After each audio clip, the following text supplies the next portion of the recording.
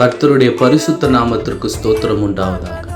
ஒரு மனுஷன் கர்த்தருக்கு ஊழியம் செய்ய வேண்டுமானாலும் அல்லது ஒரு நல்ல விசுவாசியாக கர்த்தருக்கு இந்த உலகத்தில் ஜெயமுள்ள வாழ்க்கையை வாழ வேண்டுமானாலும் அவனுக்கு மிகவும் தேவையான ஆவிக்குரிய ஆயுதம் தாழ்மையாகும்.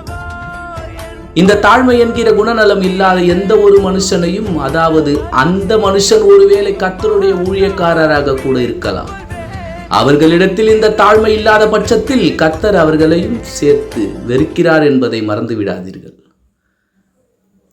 நம்முடைய ஆண்டவரும் இரட்சகருமாகிய இயேசு கிறிஸ்து மிகவும் உயர்ந்தவராயிருந்தும் இந்த உலகத்தில் வாழ்கிற பாவியான நம்முடைய பிள்ளைகளை மீட்பதற்காக அவர் தம்மை தாமே தாழ்த்தி பூமிக்கு இறங்கி வந்தார் என்று வேதம் சொல்லுகிறது.